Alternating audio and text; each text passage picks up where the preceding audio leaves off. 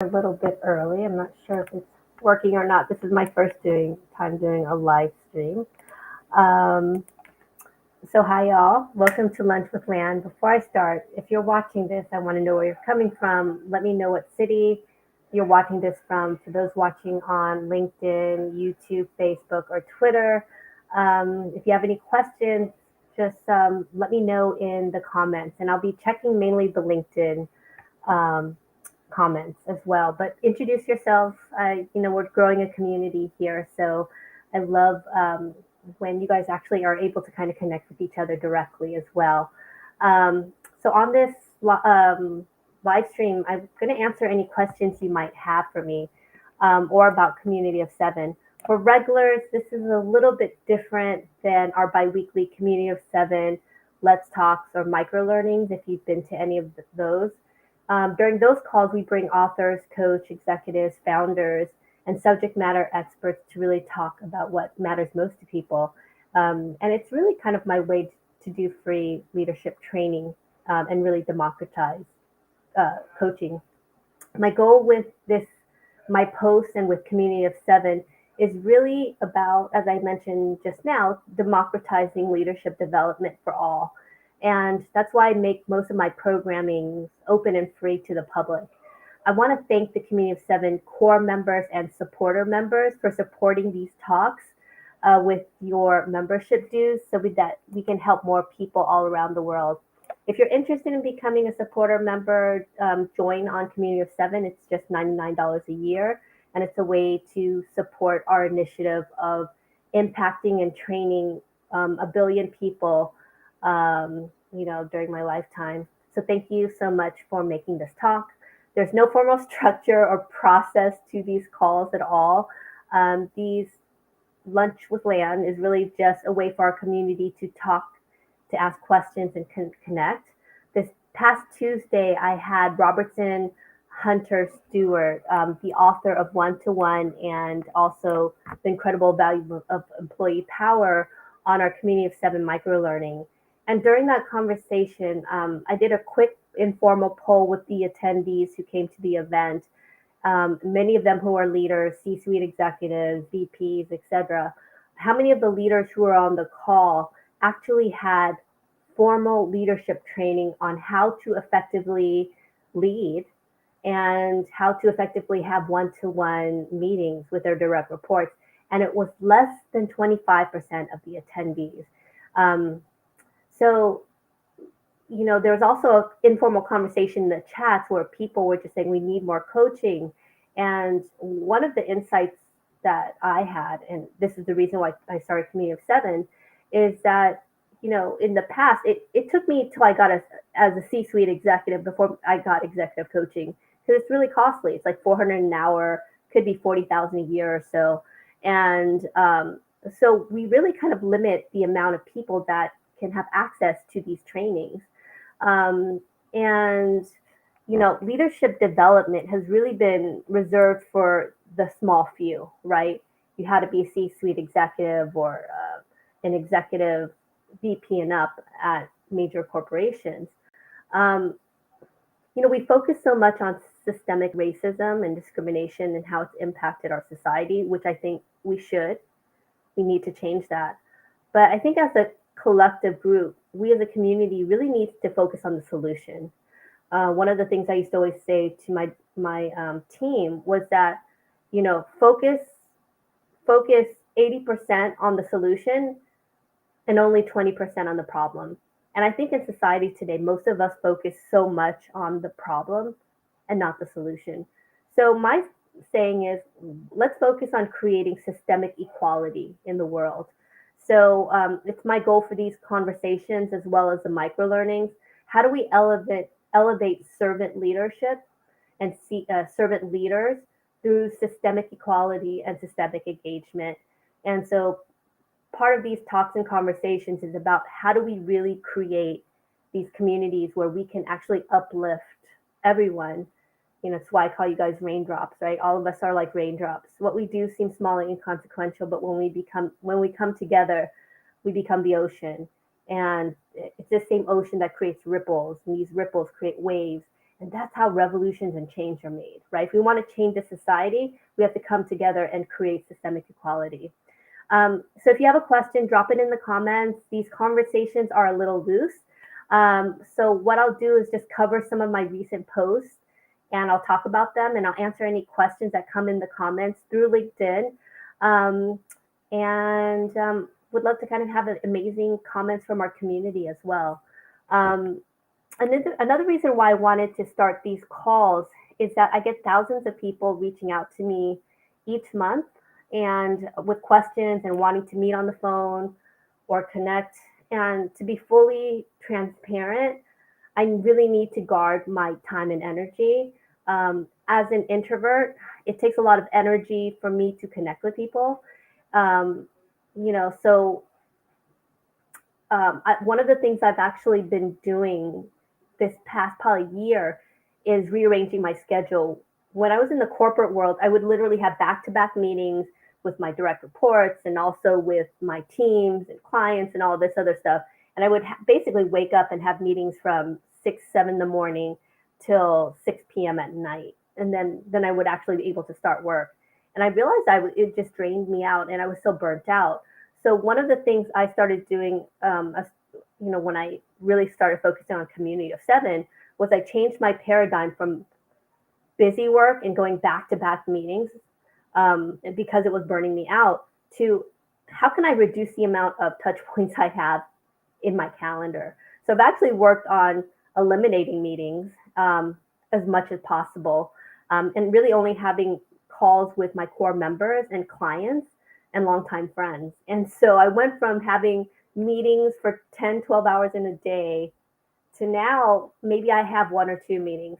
So this is one of the reasons why, to make a long story short, I'm having these calls because I can't talk to everyone who wants to talk to me and have one-on-ones. And because I can't answer everyone's comment, I read everyone's comments. Thank you. I've been so energized by the positivity of this whole community that we have. I don't have the bandwidth to maybe answer all of them. So, you know, hopefully I can answer any questions that you might have here. So if you have any questions, let me know in the comments. Otherwise, I think I'm just going to make this really informal and kind of go through some of my posts and just kind of talk about them.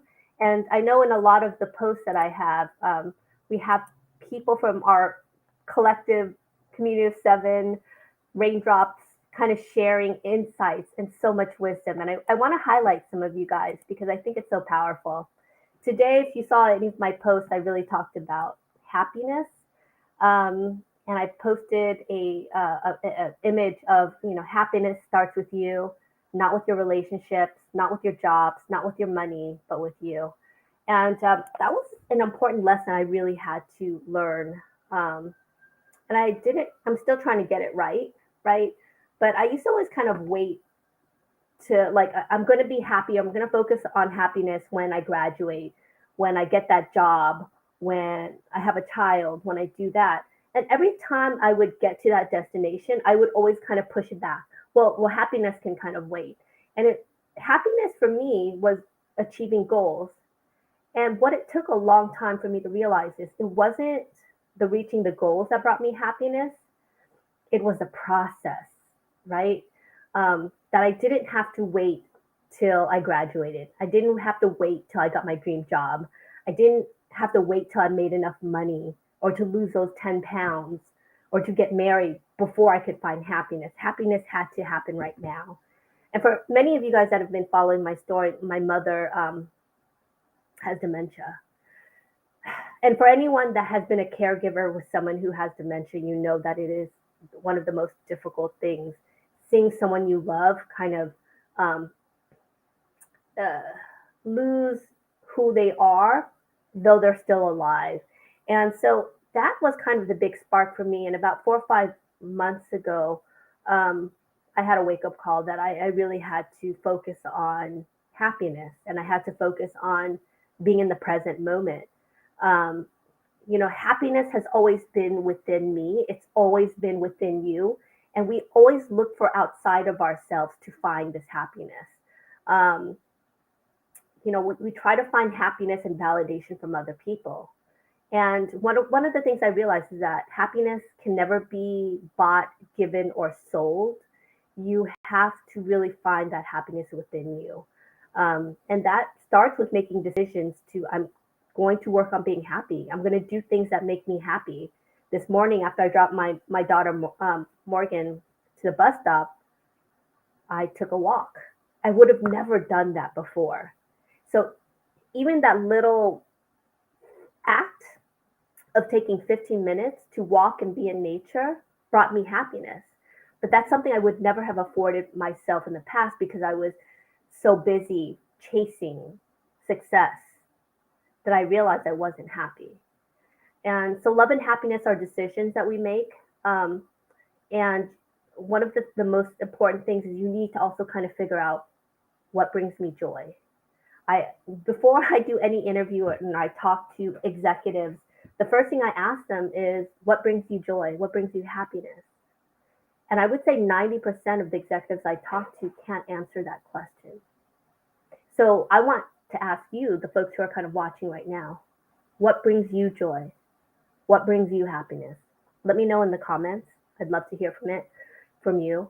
And look at it and just ask yourself that list of things that bring you joy, whether it's playing, singing, having a meal with friends, spending time with your family. I want to ask you, are you doing it? When's the last time you've done it? When is the last time you've laughed till you peed in your pants a little bit? And do it. It's like you find those opportunities. Let's manifest what we want through our actions, right?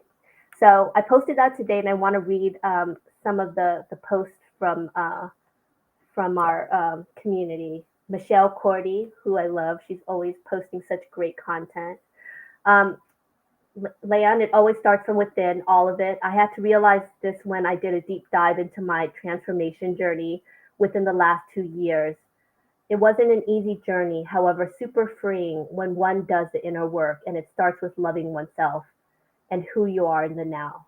So Michelle has a very interesting story, and she was in a job that she was miserable in, and she 2 years ago went through this process of figuring out what brings her happiness, what brings her joy, and so now she is a coach.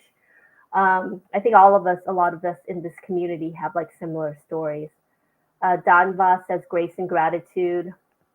Um, I like what Balaji Venkatratnam said. Sorry if I've mispronounced your name.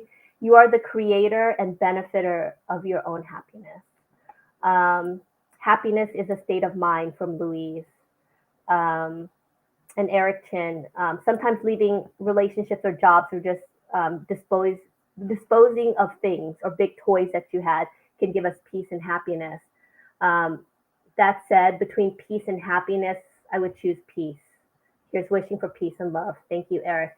And that's a really good point that Eric makes in terms of like, we base so much of our happiness comparing ourselves, how many followers we have, um, how much money we have in our bank account. Um, we're watching social media, on YouTube and LinkedIn, and we're like, well, why can't I have that?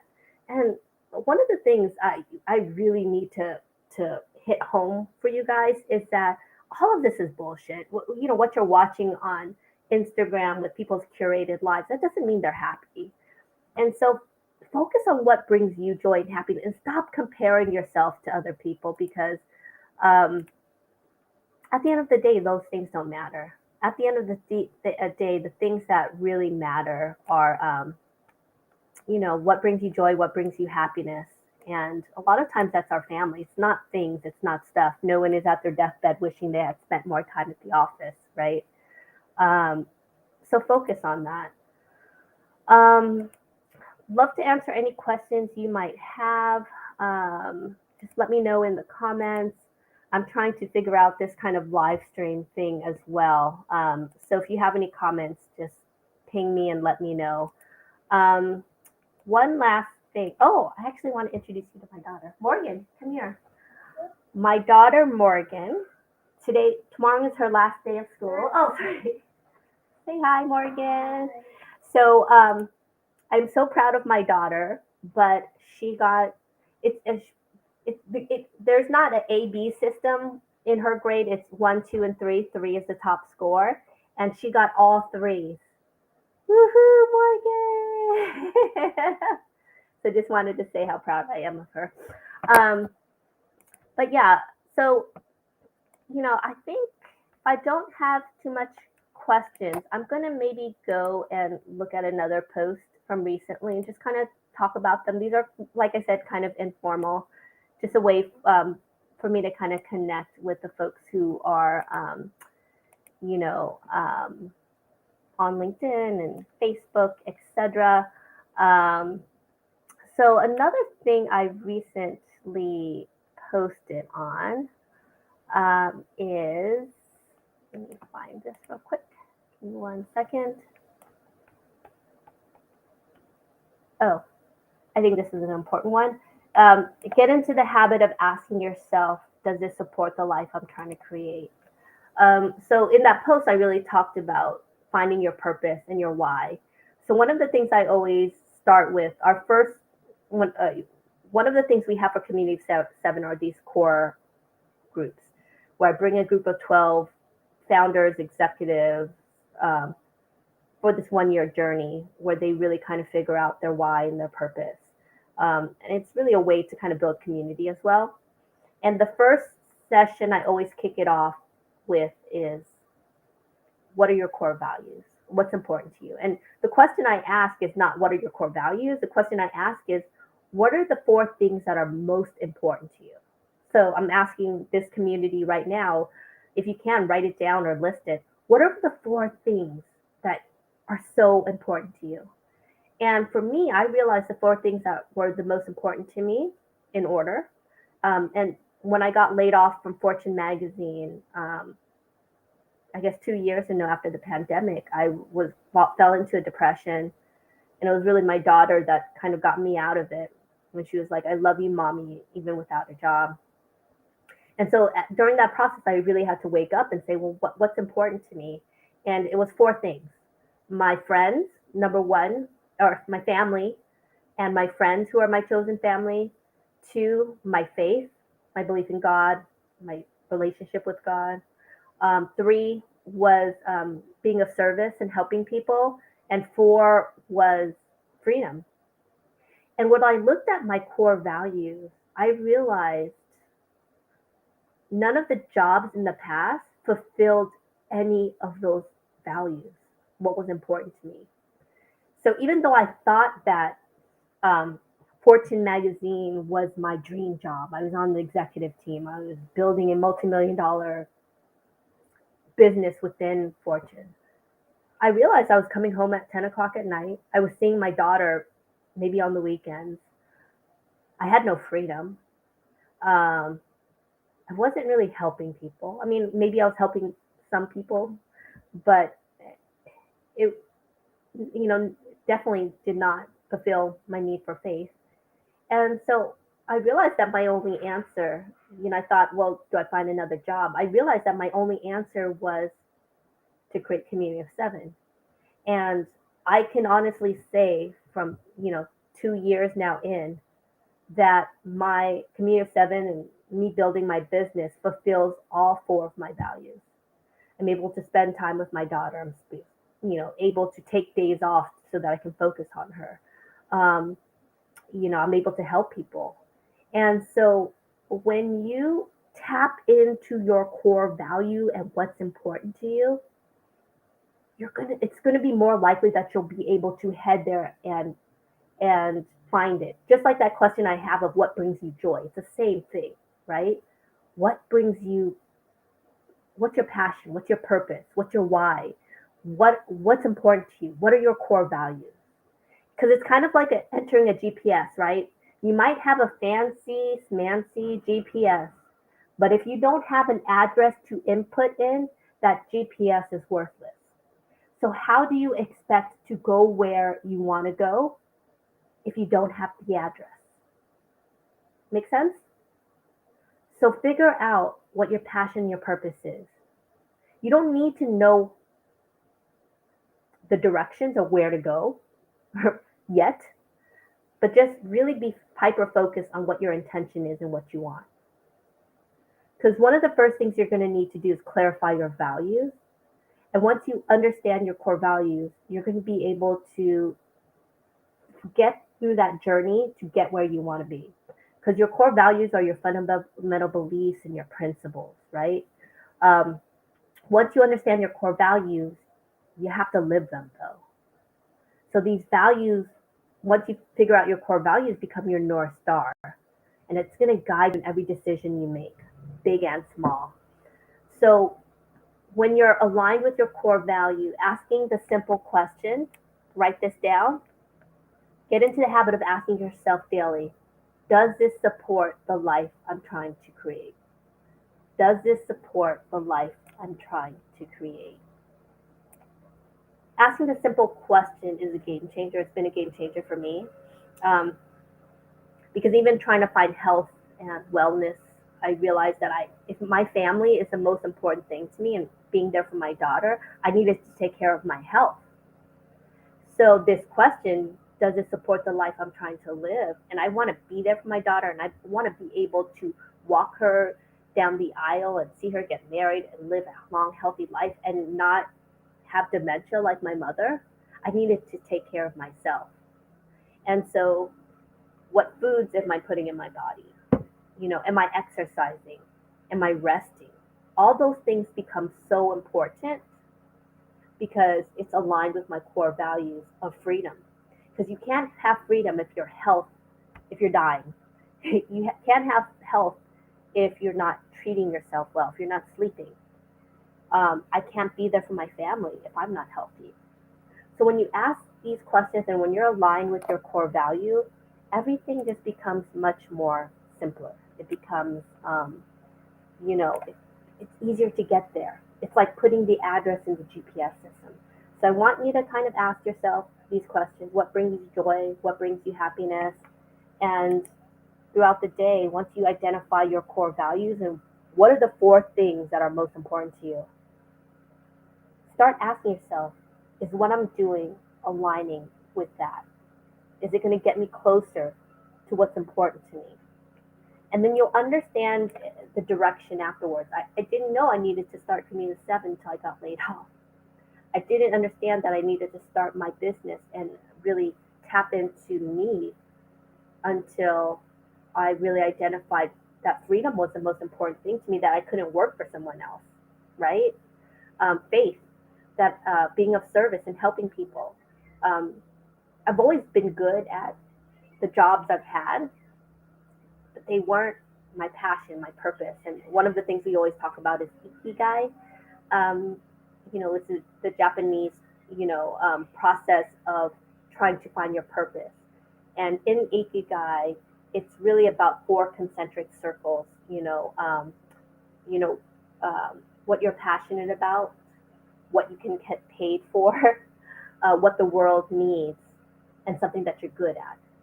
And so with ikigai and with this, this whole journey of trying to find your purpose, it's really about understanding all these four different factors of ikigai.